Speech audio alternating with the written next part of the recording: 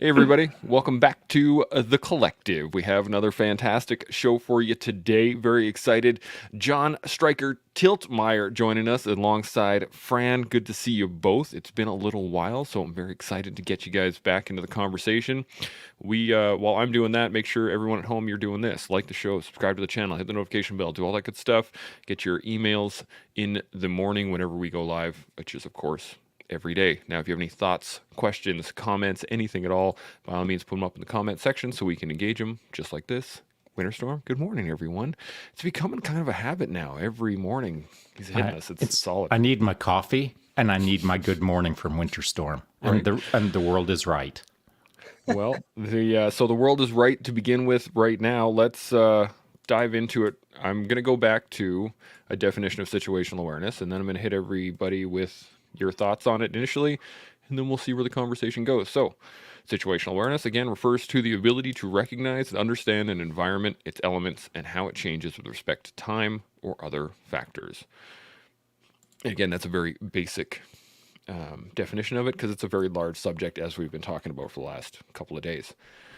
John, let's start with you. Yes, What sir. Well, what are you thinking on situational awareness? I think that I never really thought about it much until you went through training group, Mm, and then after a couple tours of duty in Vietnam, the situational awareness thing. The one thing that struck me was like when we landed in Vietnam for the first time, we get off the aircraft and you get hit with that thick humidity. And throughout basic training, advanced infantry, everybody said everybody in Vietnam could be the enemy. It could be the farmer. It could be the laundry lady who might bring in uh, a hand grenade or something like that. So really kick up your situational awareness. And I think from that time, that was the day that I was really aware, looking around as we walked down the ramp from the airplane. And ever since then, to this day, I find myself, if I'm walking with the dog or without the dog, we got a 20-week-old Griffon here with us, or downtown, or I'm always looking for if something happens, where do we go? What do we do? hmm And that situational awareness has just carried over to everyday life. Absolutely. Fran, what are your initial thoughts? Well, my initial thoughts are first, John, thanks for your service. Well, So, likewise, you know, brother. you served at a time where situational awareness then and now about what you did for our country at a period of time where it was generally not respected by the public is commendable. And so I thank you very much. And I had an opportunity last week to go to the wall that heals, which is the three-quarter replica of the Vietnam Memorial Wall that sits Oh, in yeah. Washington, D.C. And it came up here to New York City. And we actually did. I was joking with you guys before we started that none of my stuff was set up. Well, the reason it wasn't set up fitting to this conversation is because it was broken down because we did a podcast in front of this wall and we talked Wow. about the importance of it. And so I'm really honored to sit here with you today because these guys didn't give me any background before we started. All right. But really, that's situational awareness. You know, that situational awareness is what we call in special operations forces are one of our top priority, right? What's the number one thing that we have to do when the rule is you have to understand your operational environment. So you got to understand what's happening around you, who's around you, what are their drivers, why are those their drivers, and then how does that likewise impact you in the decisions that you have to make, and how do you then present yourself in that moment? Because if we don't understand our operational environment, if we don't have the situational awareness about the things that are going on around us, we're going to act in an inappropriate way. We're not going to act in a way that may or may not achieve our goals. And so the very first thing that often comes down to, and this maybe leads into the next discussion point, is how do you understand your operational environment and gain situational awareness? Shut your mouth. That's a great start. Sean, you got There you anything go. to add? It's subtle. I like the I like subtleness of that. right? You know what I particularly like how subtle it was off of that new SM dB there. That was fantastic. That DB, sure microphone is DB. sounding amazing. So, situationally aware, I'd like to say this. John had come into the conversation and was already laying the breadcrumbs towards situationally aware. So he'd been briefed before he went to Vietnam to be prepared for certain circumstances. That is creating situational awareness before his boot was on the ground. And then when the ramp came down on the bird, of course, John mentioned how that humidity hits you. I mean, we've all faced it. We all know what it feels like. But it's a wake-up call. It's a wake-up call to, oh, things just changed. I'm in another part of the world, or I'm in a different kind of an operation, or I'm in a different trajectory. Things just changed the moment that ramp went down. And it's not just the view, and it's not just the smells, and it's not just the humidity. It's all of our senses telling us that we are now in a new situation. The situation that isn't sealed inside of a plane. I'm now stepping out of a plane into an alien environment to some degree. For John at that time, he wouldn't have known much at all about Vietnam until he stepped on the soil. We can get all the briefings in the world that we want. We can be told all of the tips and tricks, but it doesn't get real until our senses are analyzing them in the real time. And so I think that's an important distinction when it comes to situationally aware or situational awareness.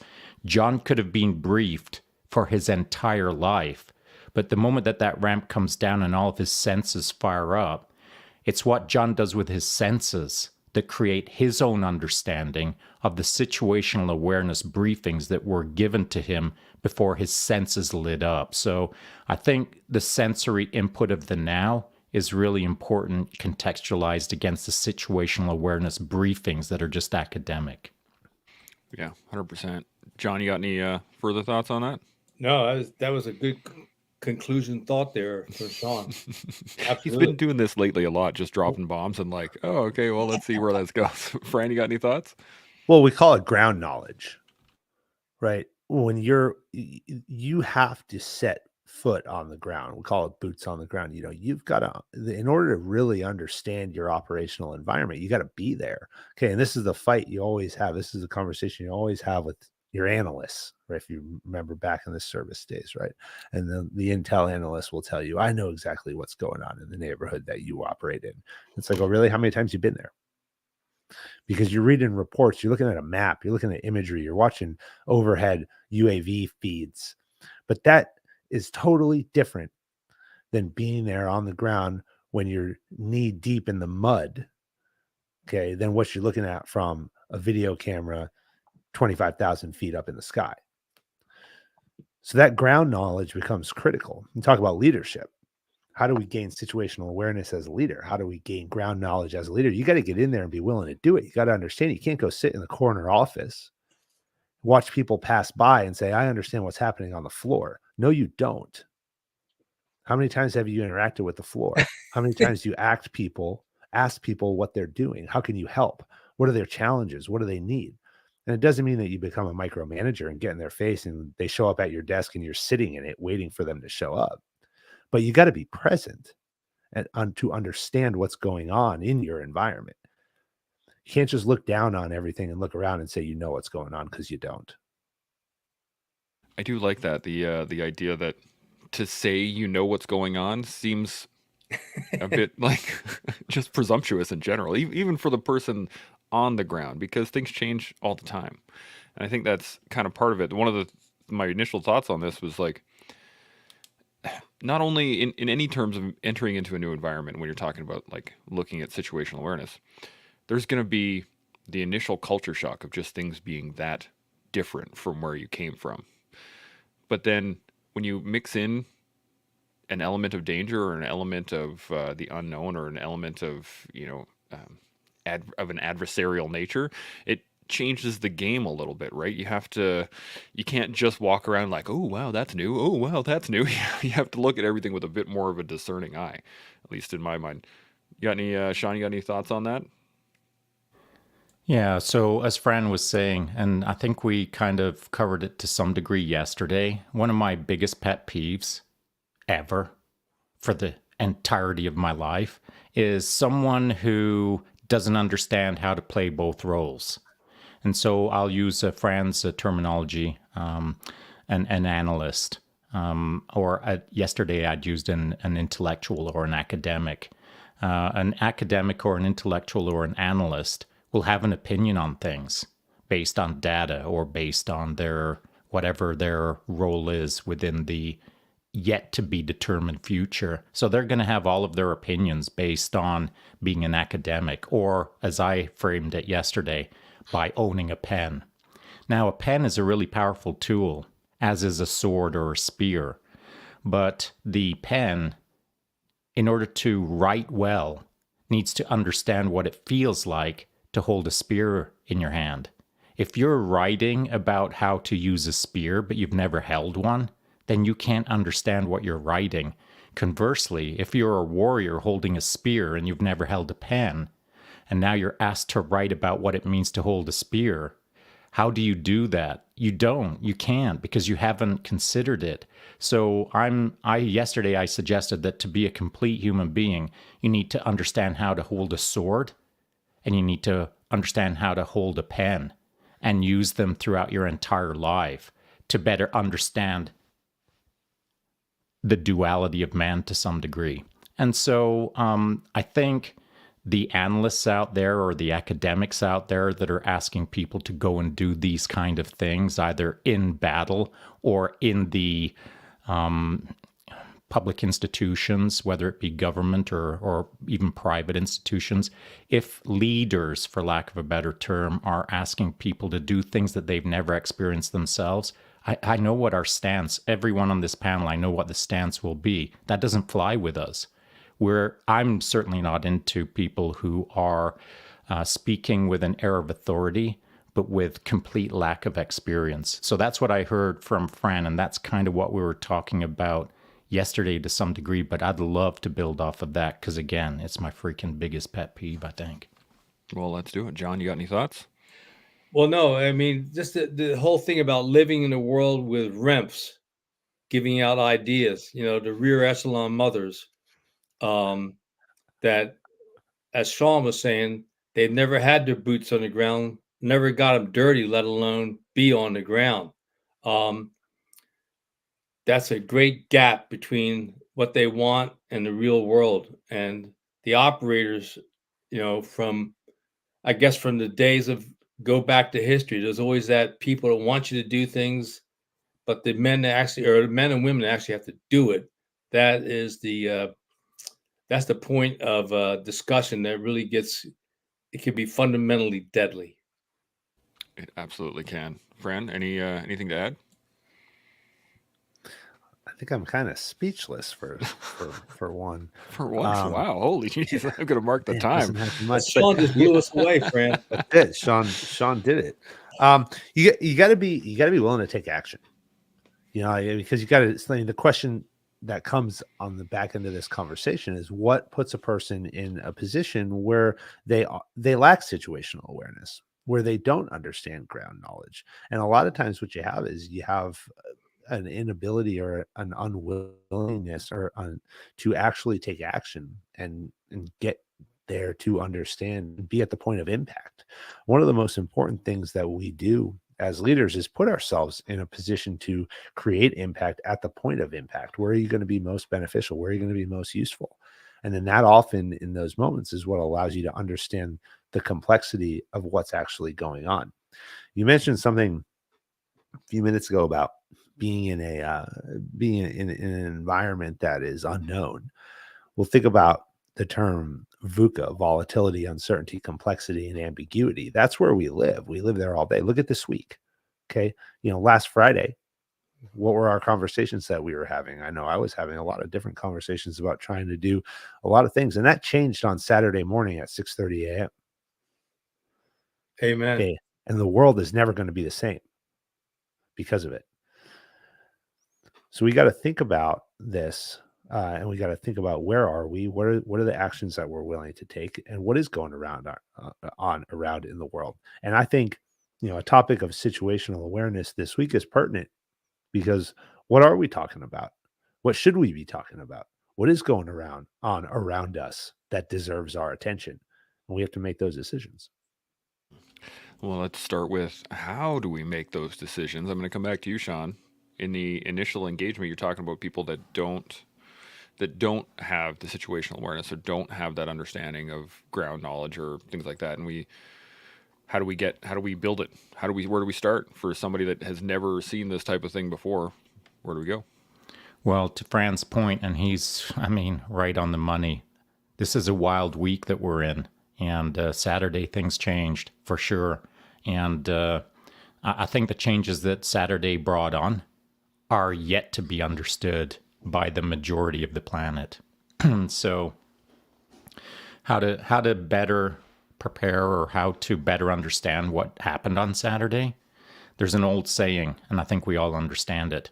Time spent on a recce is never wasted.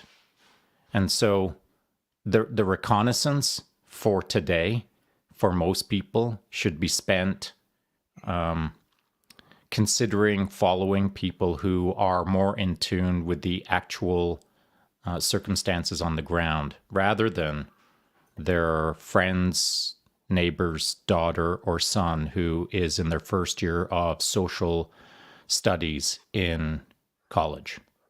And so the best sources of information currently are people who are professionally engaged in providing clean, military-oriented analysis from boots on the ground. So we have friends right now. Chance and I have friends. I'm sure John and Fran, you have friends that are over there right now that have recently bounced in the last 2 or 3 days to get a better sense of what's going on over there and to help out however they can in any capacity and no limitations. Whatever I can do to help, I'm here to help. So we have friends over there currently, and they're reporting that it's pretty wild over there. And so do I need to hear, oh, it's pretty wild over here from someone on a particular news organization that I know nothing about who can't spell military analysis? I don't need to hear it from them. I'll hear it from my friends who I know have got good heads on their shoulders and who have got a deep resume that I can trust their opinion on the matter. So it's for all of us to literally cherry pick where we get our information. And by cherry pick, I don't mean little isolated blips that work with your own worldview. I'm talking about really identify who is best suited to provide you the cleanest, non-emotional information in the real time. Right now, get up to speed. Let me build on that for a sec, because it's really important what you're saying, Shaun. And so, as many probably may or may not know, but I studied journalism, okay, as an undergrad. That's my passion. One day I hope to be able to stop everything that I'm doing and just become a journalist. Okay, and one of the things that have to be understood when we talk about situational awareness is the difference between content and context. Okay, and the content is what we're talking about, the facts. Okay, the facts, what we're looking at, why it's happening. The context is the perspective that we're putting it in. If you watch any of the major news networks, okay, Fox, CNN, NBC, ABC, what you've had over the last couple of days is you have very experienced war correspondents who have been to Iraq, Afghanistan, Ukraine, you name some of the most violent places in the world. Okay. Here's what I would encourage anyone who's listening to this to do. If you don't fully understand the context and the gravity of what's going on, situational awareness potentially of what's going on in the world right now. Listen to what they're saying and the content of what they're saying, but look at them. Look at their faces. Look at their emotions. In the last 36 hours, I have watched seasoned war correspondents crying because what they've seen is worse than what we've ever seen. Those of us who've been to Iraq, been to Afghanistan, who've come upon the worst of the worst. What has happened is putting those people emotionally in a place that they've never been. And they have to come to grips with that and continue to get out there and take action so that the world understands what's going on, so that they can provide the situational awareness to the rest of the world so people can then make decisions for themselves. That's situational awareness. And that's really, really hard. Well, and the other thing, Fran, I think that's key here is that we finally have context that we can now show to the world. Because before, oh, there's terrorists, and there's always that generic term of terrorist. And then you've got MSLSD, the Communist News Network, and others that keep trying to call the Hamas folks militia. Man, when you start hearing about these beheaded babies, I think now I'm hoping that that will work to the advantage of people with common sense. Maybe some of these students that are demonstrating across America at these many campuses and New York City, it's just hard to believe that anybody could be that stupid or ignorant, at least, to get up and say, we support Hamas against Israel. Excuse me? Well, the challenge is like this is a infinitely complex environment to sit in, right? Like Oh, this yeah. is, and to I think we were talking about this a little bit kind of in the green room yesterday as well, and that like it is a to even think that you know enough without being on the ground to actually being there to know enough to take a side is crazy, but also at the same time evil things are happening, so we have to be aware of that. That's part of the situational awareness, right? And I think that so the question I really want to ask in terms of this, not so much in terms of what's going on right now, but coming back to the situational awareness portion of it, is being able to compartmentalize, I think, is a part of it, at least a little bit. So, I mean, you're talking about the war correspondents who are there, who are engaging, trying to get the word back to others, and trying to make everyone else situationally aware. There is a portion of your own brain that you have to kind of turn off, at least in my conceptualization of it. Do you think that compartmentalization actually assists with you becoming more situationally aware, or do you think it actually creates a bias onto what it is you're going into? Shaun, you got any thoughts on that? You got to compartmentalize. If John, yeah, not, go you're for going it. to lose your mind. Yeah. You got to put it away and deal with what deal with the situation you're dealing with right there. And I think that particularly, I mean, these reporters that are coming up and seeing the evidence of the babies being killed, and that just when you hear that, even the words don't really click until you think about it for a few minutes. To think that there would be other alleged humans in the world that would do such a thing to a baby, let alone beheaded. And so, yeah, if you don't compartmentalize it and put it away somewhere, maybe you'll have to deal with it later. But right now, if you're in the field reporting, you got to put it aside and get the job done and get the word out. Yeah. Shaun, you got anything at it? Yeah, and this is for Fran specifically, just to him. Dude, I hope that you pursue a career in journalism to become a field reporter or I a second combat reporter, because you're right. I've seen the same thing myself in experienced war correspondents, some of the footage that's coming out of Israel right now. And I think some people don't see it, don't see what you're seeing and don't see what I'm seeing in those war correspondents, just because they're not attuned to these kind of subtle signals, these almost too below the surface messages that are invisible to the casual observer, but they're visible to a detailed oriented observer or someone who's been in the game long enough that they can see the impact layers deep. And so what I was thinking is, well, first of all, Fran, you would be an amazing correspondent out there, but you have some things going for you. You before that ramp goes down, you've already got situational awareness. While you're out in the field, you've got years of situational awareness.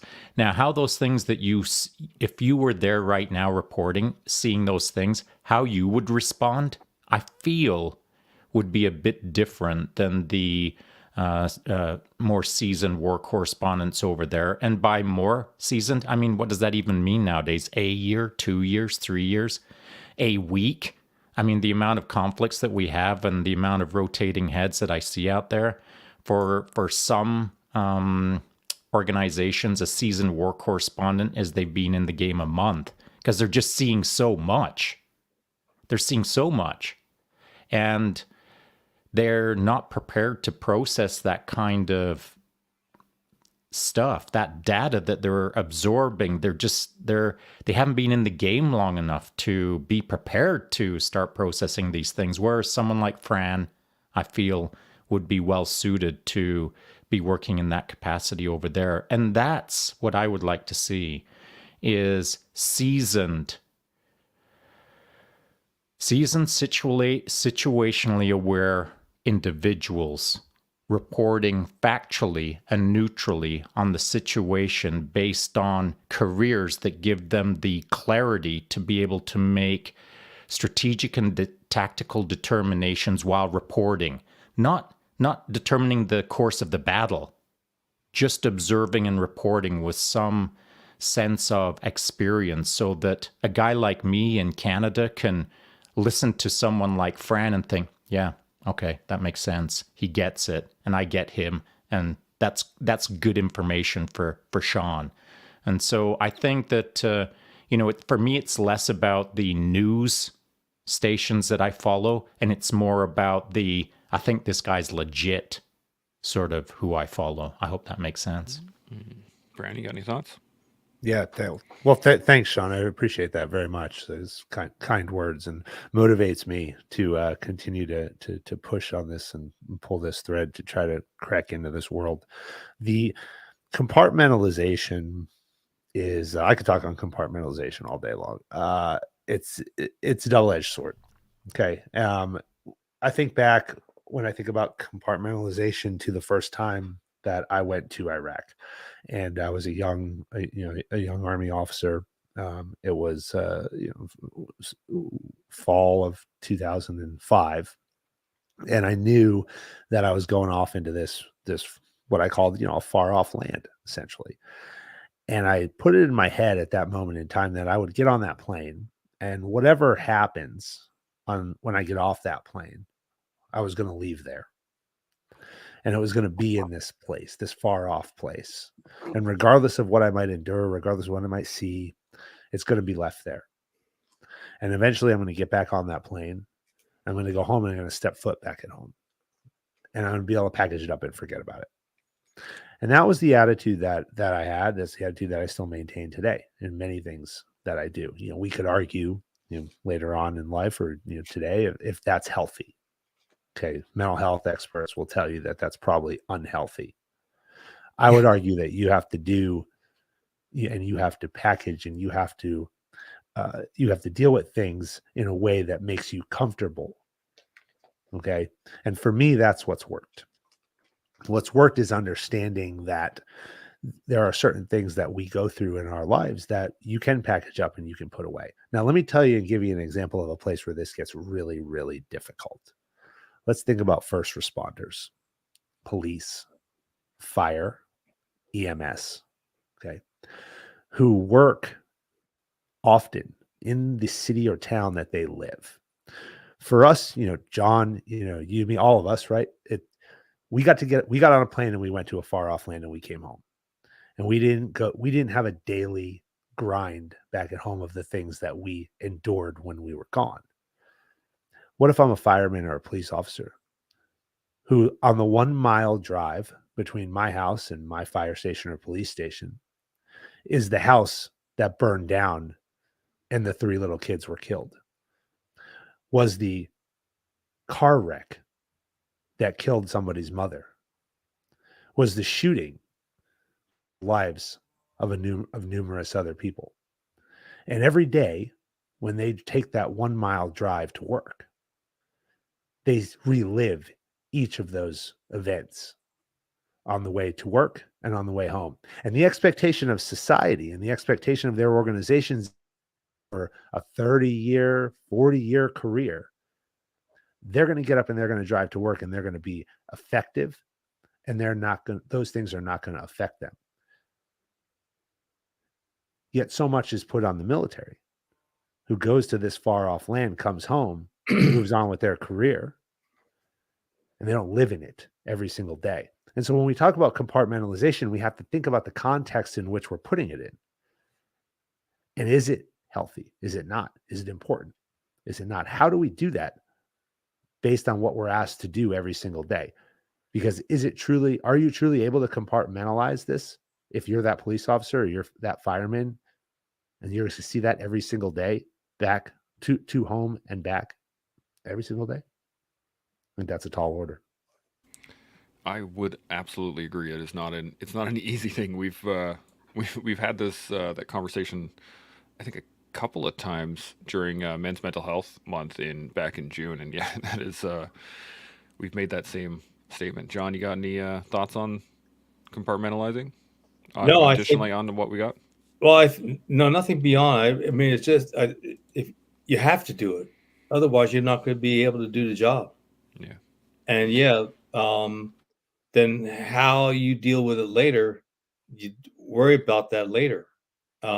Because if you drop the ball on what you're dealing with right there, then you failed the mission. I mean, it sounds very simplistic, but I mean, if it wasn't for compartmentalization, I'd be still playing tiddlywinks somewhere.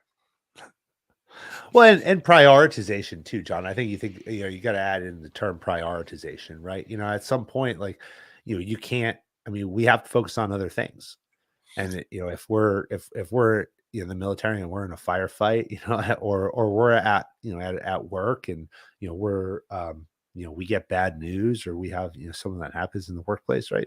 Sometimes we're not going to be able to think about all the things that led up to this moment, all the things that could have been done.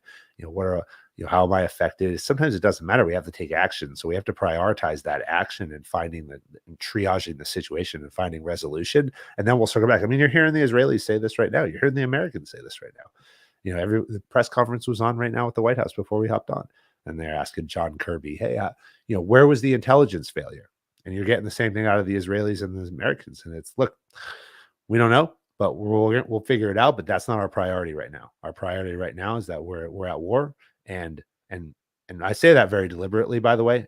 If anybody doesn't think that we're at war, you're wrong. Okay, we are at war. America is at war. I'm going to say it. I'll be the first to say it. I don't care, but we are. And so is Canada, and so is everybody else, because the leader of Hamas went on TV earlier today and called for October 13th, this Friday, to be another one of those. Remember the Day of Rage from about 10 years ago? That's what they called for. Violence all across the world for Arabs against the West. This is the clash of civilizations. Read the book. I did not know that. I'll have to look into that for sure. Now, this is obviously an emotional subject for a lot of us. And just for the record, though, just for the record, Fran, I beat you to it. You say you're the first one to say it. I already said it earlier this morning, so screw you. All right, you win. Got to win somehow. I'll give it to you. Yeah. Sean's got to have the last. I don't have to have the win, but I do have to keep the facts straight. So, speaking of facts, that is an important aspect to what Fran just said. So, the facts of the matter in the Middle East right now are not the facts of a minute ago, because this is a rapidly evolving situation that is highly fluidized. And so my opinion of 10 minutes may have to change 10 minutes from now, because it's an organic thing that is unfolding rapidly. And all of the analysts in the world, whether they've held a pen in their hand or a pen and a sword in their hand, doesn't much matter at this point. It's a highly fluidized situation that all of the analysts in all of the rooms are still trying to figure out. Everyone's got opinions and ideas and theories and maybe this, maybe that. But right now in real time, this thing is shaping itself in a way that nobody fully understands. It feels like, to me anyway, that the situational awareness aspect was totally missed, and now we're playing catch up in the arena that has massive consequences called the Middle East. And so the situational awareness was missed. Now it's catch up. And I think we're just about 30 seconds behind the ball on this one right now in the real time. Yeah. It's actually quite interesting you put it that way too, because Yuri's joining us from Ukraine, and he put in a comment here that earlier that I wanted to touch on. He said any plan didn't hold direct facing with an enemy. So we've all heard this before. No plan survives first contact with the enemy. And I think this is also very key in terms of situational awareness, in that your awareness of a situation changes when bullets start flying. Yeah, the enemy always gets a vote. They always get the vote. Now, I wanted to just kind of swing back on something that we were talking about a little bit earlier, because I think it bears to what we're engaging now, is that the information age right now, like the amount of information that is kind of coming out of that area, but also the rest of the world, it's insane nowadays, right? Compared to like when John went over to Vietnam, the amount of information you would get would be from like Walter Cronkite at the evening news, when he would give you kind of the rundown of what was going on, and people would, oh, okay, well, that's good information to have. He was a trusted news source. You know, you Right. can get it all in there. But now we just have like talking heads everywhere. And I think Shaun, can't remember who said it, but you have to cherry pick the information out now and find like the people that you trust and make sure that you get that information from them. But you're still picking out of a river of information. So how do we, people that don't have any knowledge of who to trust or who to follow, or the people that are on the ground versus not on the ground versus war correspondents who are, all this other stuff, how do we sift through that information? How do we become situationally aware of what's going around? John, you got any thoughts? Well, with this situation, I've been surprised with some of the initial coverage by the Wall Street Journal, which goes back to print media. And it was this, you look at the first day coverage after Saturday, which would have been in the Sunday newspapers. Many of the papers blew it. I mean, they have a news cycle, so a lot of times they plan what will have a main feature or a main package for Sunday. And so a lot of the papers went with the stories that they had prepackaged for Sunday. And then there was a story saying, oh, Hamas attacked Israel. And it looked really bad with minimal information. And of course, the Wall Street Journal does not print on Sunday, but Monday they hit the ground with packages that were really, I was quite frankly surprised, and in a positive way. And again, you have to sort. There's just so much out there today. It's you just got to look at what's there and then pick what you want to trust. I mean, there are some correspondents that have, particularly since the Ukraine, there's been one or two. I don't want to get into any networks now, but they've done a really good job. And others that are just, you could tell they're reporting, oh, here I am. I'm safe and sound 5 miles from Kiev. Oh, look, I can tell there's a fire there. It looks really bad. Does that make sense? Absolutely. Yep. Fran, looks like you got a thought. What do you got? Yeah, I think you gotta be able to form your own opinion on what you're hearing. Okay, so there's a lot of information out there, and so you have to think about what is the information and how is it being presented. And so I would always go back to the source, right? Whether you're working in intelligence operations in the government, or you're a reporter, it always back to the validity of your source, the credibility of your source. That's the first piece. The second piece is, does it pass the common sense test?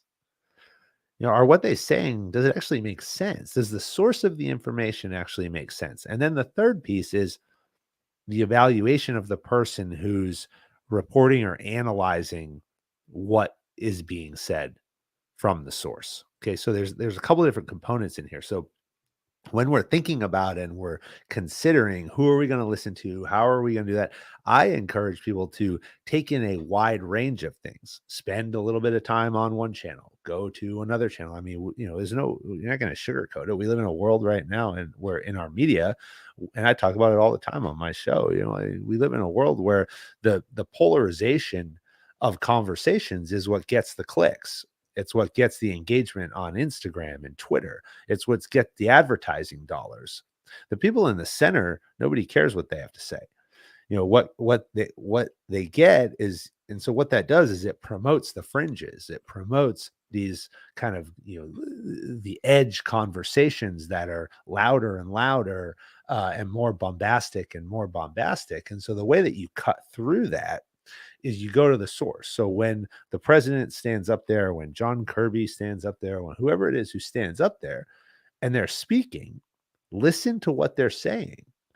And if you've done your homework, if you've listened to a few different things, if you've read about it, then form your own opinion about what they're saying. Does it actually make sense? Does it pass the common sense test? Yes or no? Okay. Now, after their discussion is over, how are the people on this channel speaking about it? And does it make sense to me?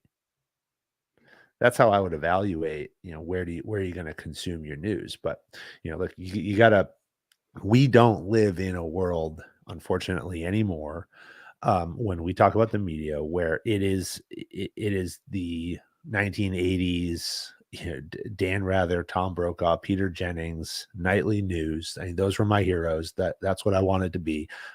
And I watched them every night, and you relatively could believe and trust everything that came out of their mouth because it was objective based facts.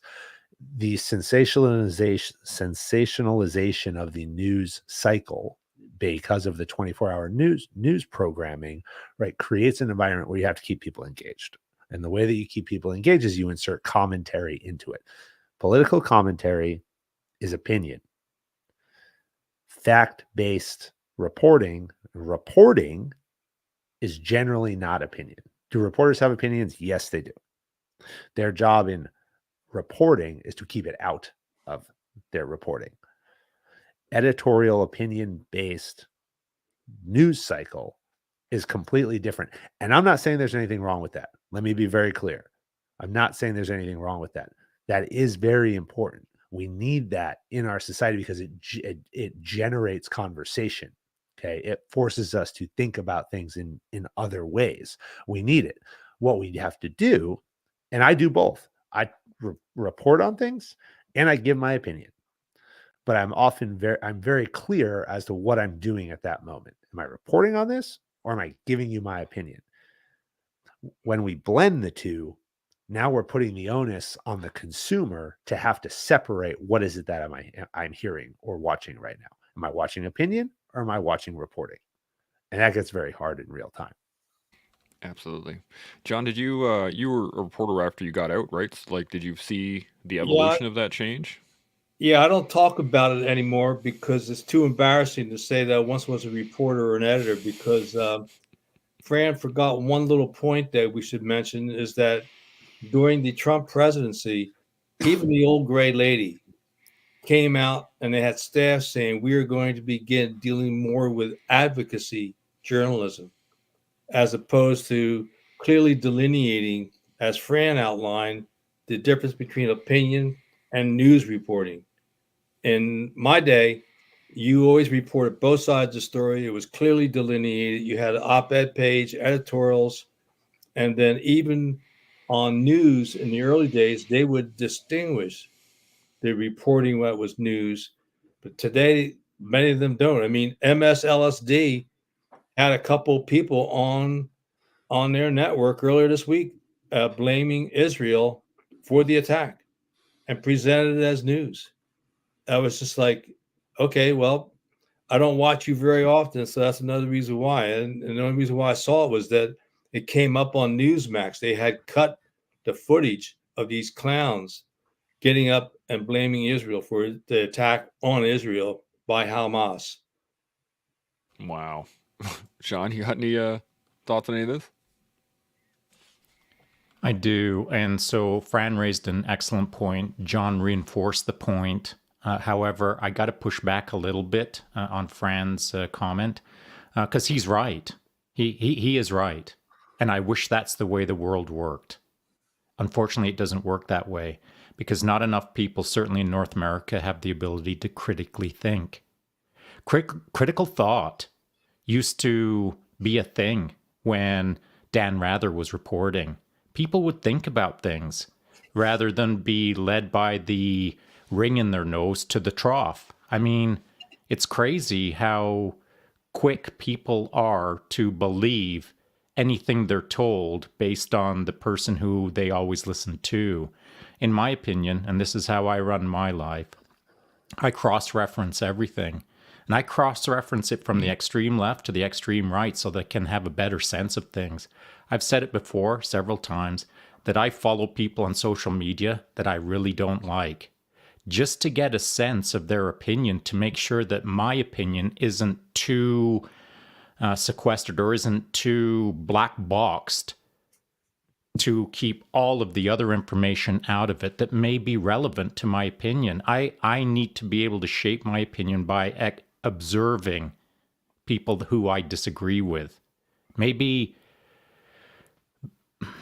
disagree with a lot on a subject or all subjects, but I like to keep my finger on the pulse of the different voices out there to make sure that I'm not becoming too dogmatic.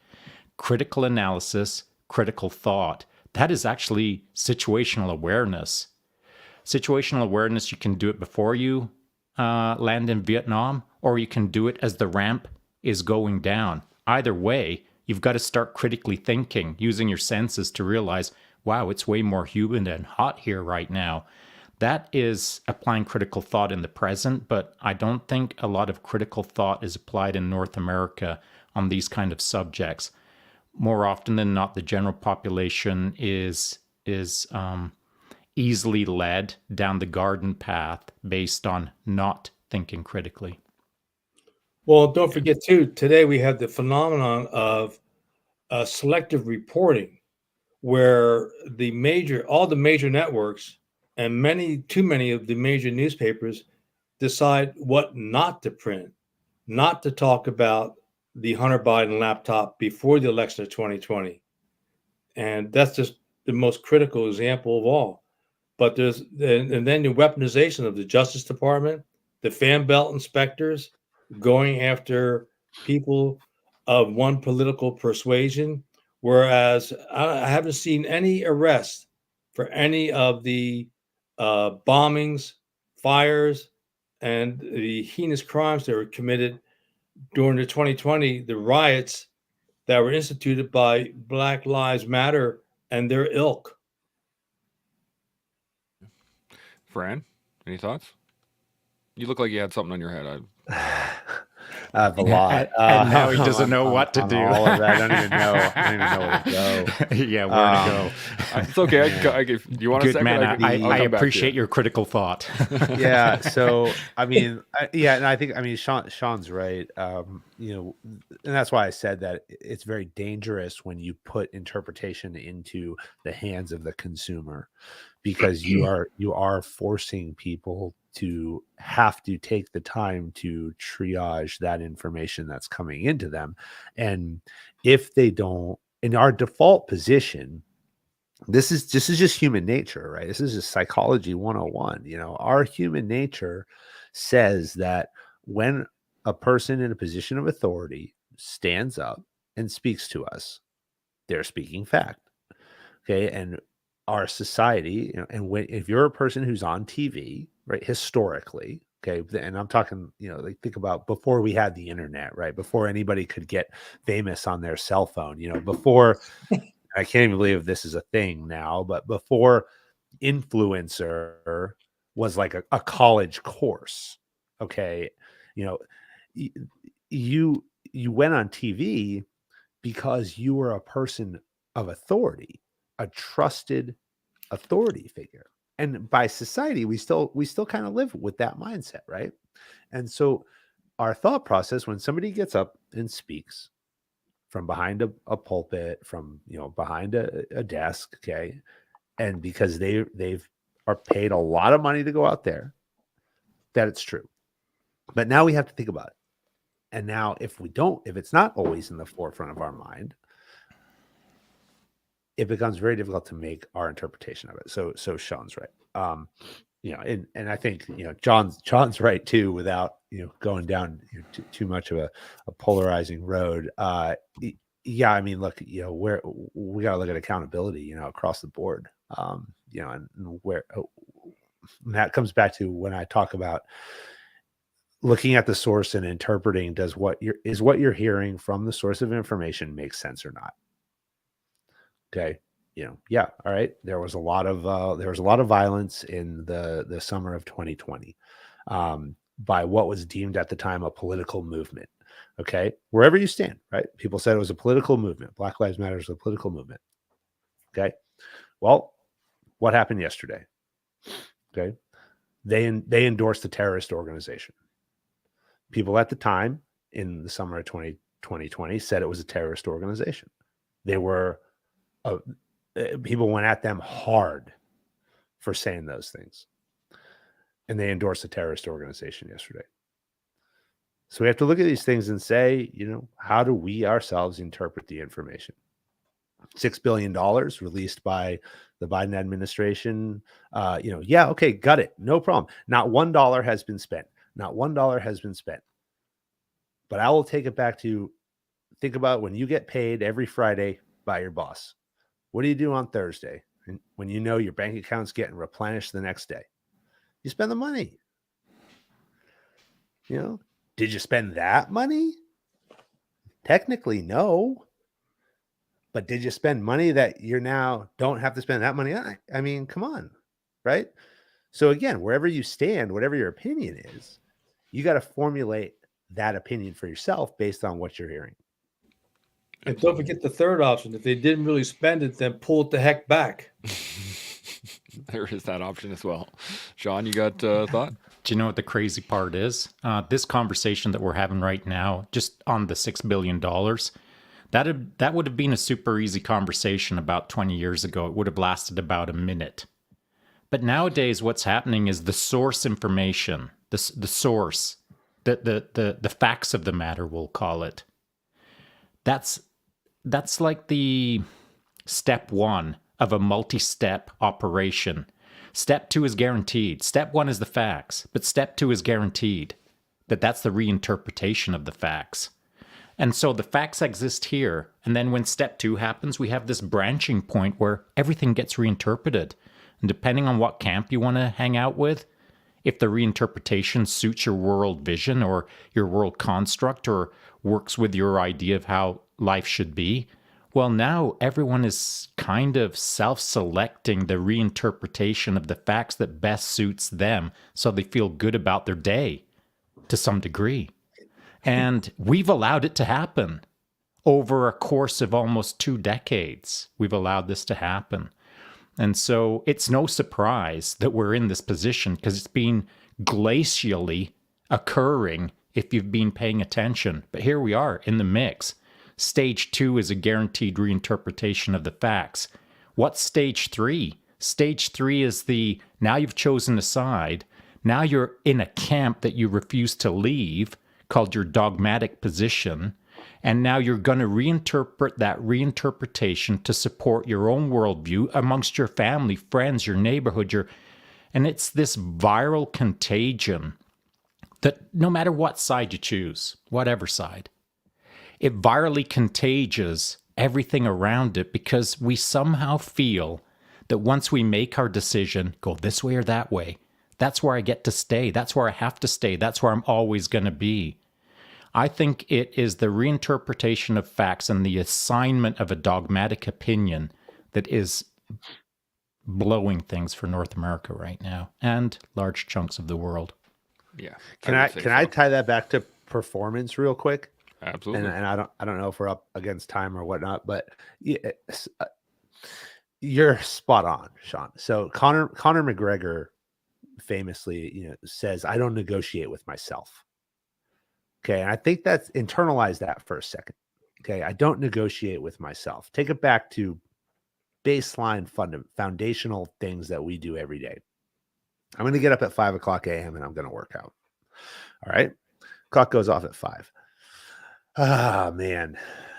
I don't have any meetings this afternoon. So I'm going to go back to bed right now and I'll do my workout later on. And then inevitably, right, the show that you're on goes late. You know what Jocko would say. But you get up and do it. Okay. So this is the same concept where you're consistently renegotiating what we would call table stakes. America does not negotiate with terrorists. Okay. Well, unless this happens. Well, that's Wait a stage minute. 2. That's stage 2. Okay. Now, what happens, as you're saying, Shaun, and as you've laid out, when we're consistently now having that conversation? Okay. Because now that truth that we stood by, that we were unwilling to negotiate with at any point, is no longer the truth. And that's what gets exploited. And that gets exploited when we talk about international relations and politics and whatever it might be in world order. And it gets eroded when we just talk about ourselves and our own performance. Because if I don't get up today at 5 a.m. and work out like I told myself I would, and then lunch comes around and I'm like, I don't have the pizza, have the salad. Well, screw it. I'll have the salad tomorrow. And then the next day I went to bed late and I didn't want to get up at 5 a.m. again. And it's a little bit easier today because I didn't do it yesterday. And now I'm filling my head with excuses that it's going to be okay and I'm going to make up for it later. But then I get caught in meetings and then I got the leftover pizza and I'm in a rush. So I'm going to eat that again. Now I got 2 days. 2 days I didn't work out. 2 days I didn't get up. 2 days I ate pizza for lunch and I didn't have any salad. And every single day this happens, it gets a little bit easier. And we're getting further and further from our table stakes, further and further from our truth, further and further from the non-negotiables that we put in front of us to achieve our goals. That leads to weak leadership. That leads to weak leadership of ourselves when we're talking about ourselves. And it leads to weak leadership when we're talking about others, an organization, a team, a country, or the world. Yeah. You got to stand for something. Yeah, and you know what to bring it back to you in front of that brand new microphone, which is freaking amazing. You know what? All of that. You have a reason for getting up early and cracking it out of the park and being thoughtful and correct in front of a microphone. Your conviction is to pay for that microphone to some degree. You've got to earn to buy. You've got to play to win. But North America as a whole has kind of forgotten the game to some degree of winning, of having the conviction to do the things that need to be done to stay where they want to stay in the game called winners. So I know that all sounds, a little bit much, but without the clarity of what you're doing and the conviction to do it, you're going to eat pizza for the rest of your life. There will be no salad. That microphone that you purchased to speak to the world, that's going to be on credit that you're never going to pay off.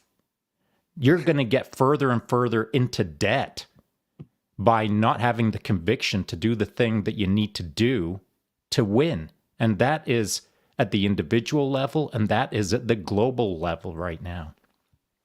Yeah. John, you got any thoughts? No, that's too deep for me, man. Shaun's like plowing some deep plowshares running there, brother. He goes into the rabbit hole a couple times. It's pretty fantastic. I've been thinking about this the whole time we've been talking about it, and it's at a root level, at least in my mind, it's about change, and change takes time, and we live in a world where everything is supposed to be super fast. We can just have things right now. So you can go out and buy that new mic to have your podcast, to be an influencer, to do the things to in order to continually ratchet up to get that thing right now. But actual change takes time. It takes, as you said very early, Shaun, was that time spent on a recce is never wasted. Well, that's what, as information comes in, you have to take the time to go, I wonder, let me check the other side. And then do the same thing on that side, and then take the time to create your own opinion on these things. And I think that is a kind of at a root level, especially when we're talking about situational awareness, is that's what you want to be aware of, is change. If something changes, okay, now I need to engage it. I need to be able to understand it. I need to be able to develop my understanding of the situation.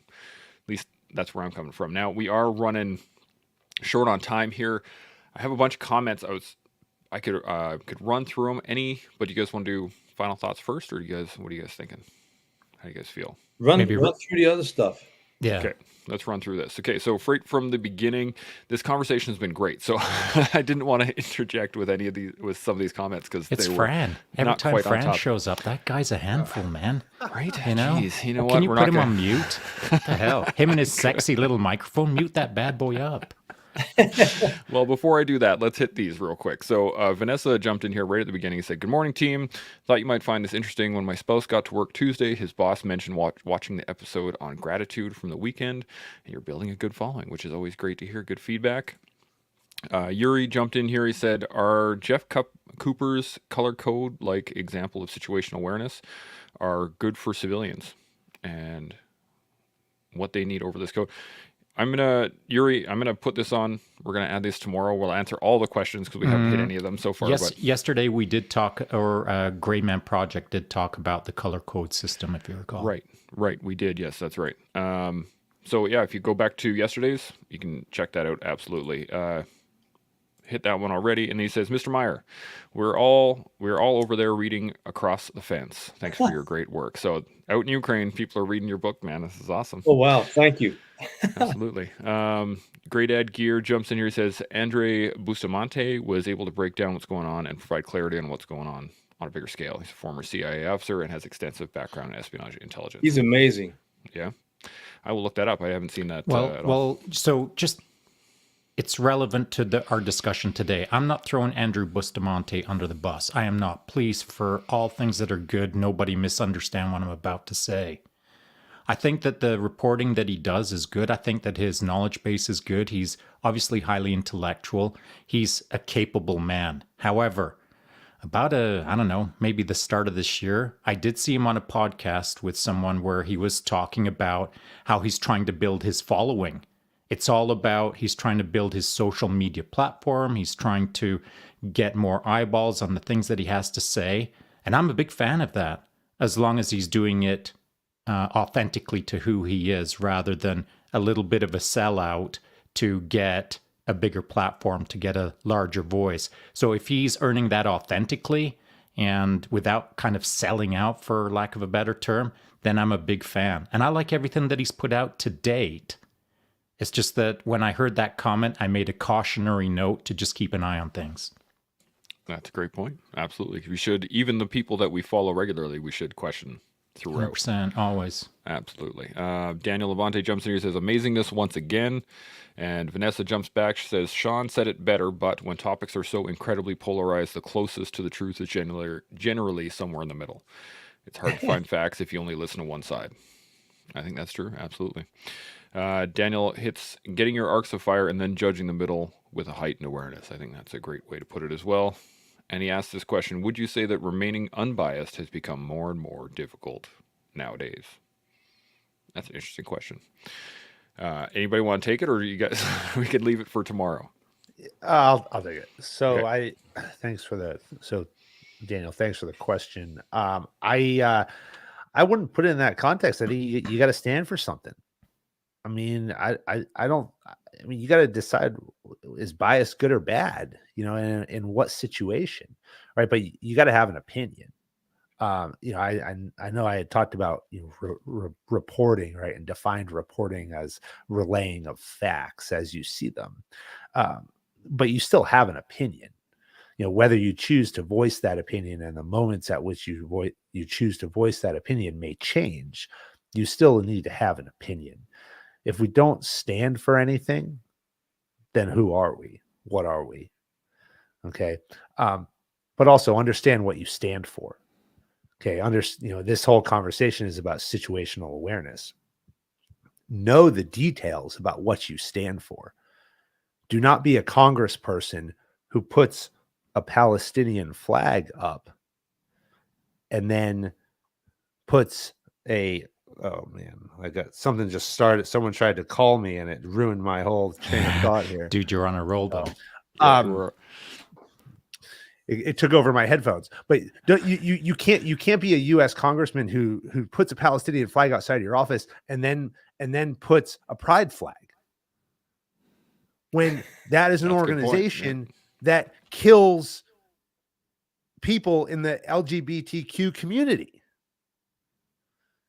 So you can be unbiased. You can be biased. It doesn't matter, but understand what you stand for and make sure you are situationally aware of all sides of the ground that you decide and that hill that you decide to stand on.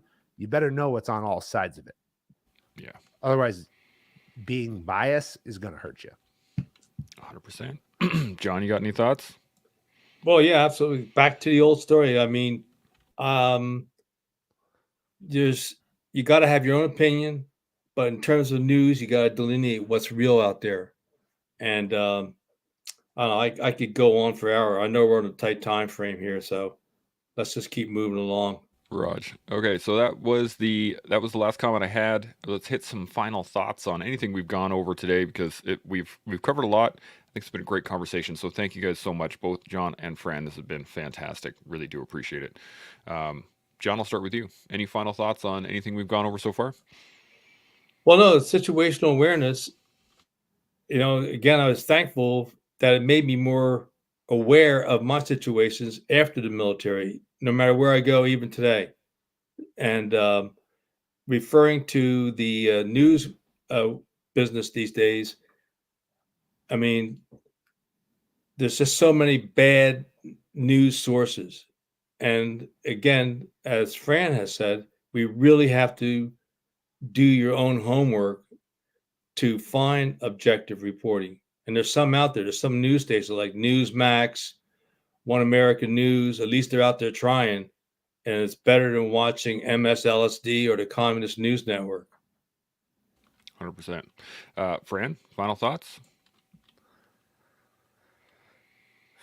Final thoughts.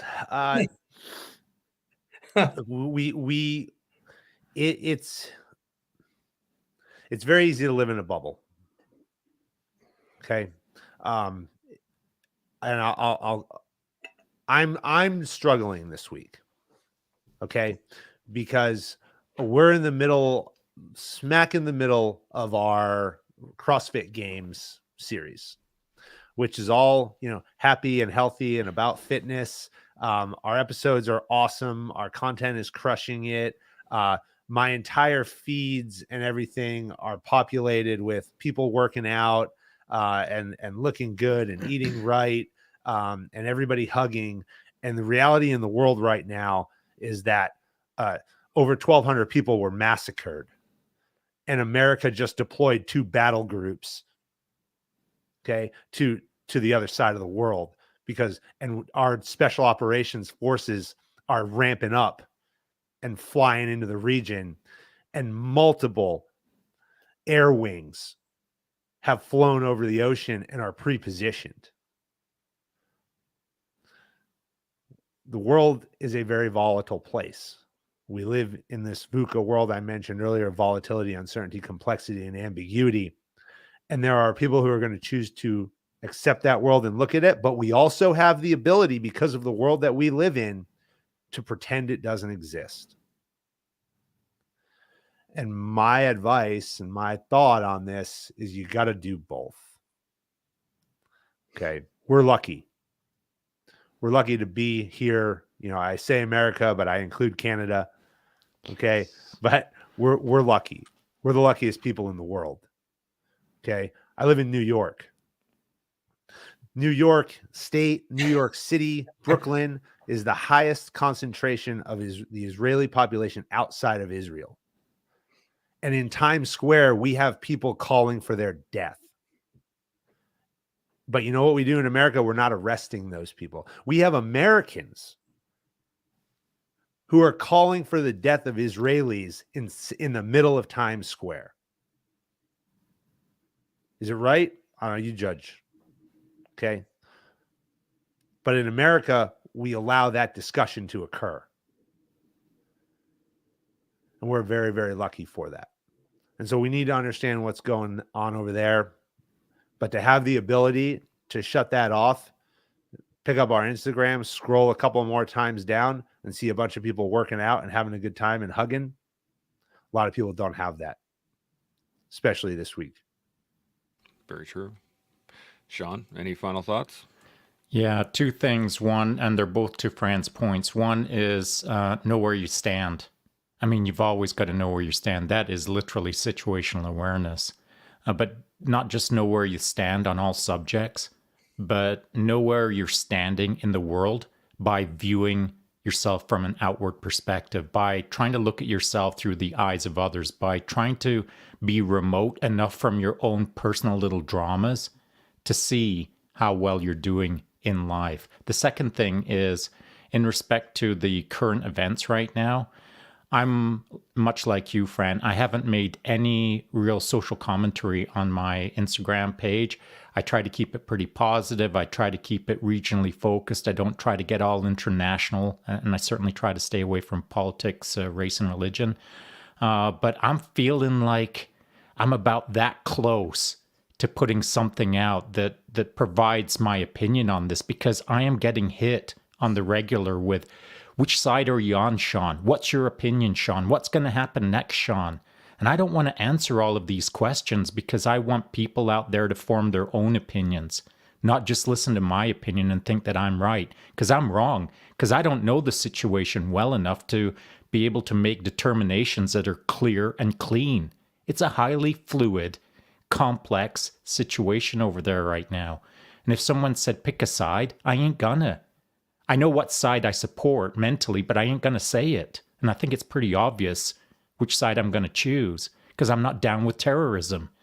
But I am not gonna be the guy that's gonna add yet one more, match to the burning bonfire that is happening right now, that makes people think that my opinion is so valuable that they're going to form their opinion based on my opinion. I've got my opinion. You may never see it out there on the internet in respect to current events, but I'm staying on top of this, as everyone should. And as we started off this conversation, I believe it was you, Fran, that liminal space that we all kind of need, that space between thought and action. Just shut up for a little while, all of you, and do some thinking. Stop being so fast to type 1,000 posts on Instagram today about your singular opinion on how you think the war should be run. Just take a moment and be quiet for today. That might be a good idea. Think deeper. Yeah. I think the only real thing I can add to this is the fact that, you should have an opinion on things. Absolutely. Everybody should have an opinion on these things that you believe in, these things that you dive into, but you don't need to share that opinion in general. You don't have to. There's no requirement in life for you to share that opinion outside of your own head. You can maintain that opinion in and of itself. Especially, as Fran said, we are very lucky in North America that we are at least geographically separated from this. Because there are a lot of people that we know that are there. There are a lot of people that have family that are over there. There are a lot of people that are directly involved that have direct connection with everyone back here. So just be aware of that and decide to learn more. Decide to try to build your understanding of what is going on and then grow into that understanding and do better every day. You can do that with us every day here on The Collective. We'll see y'all tomorrow. Chimo. Airborne.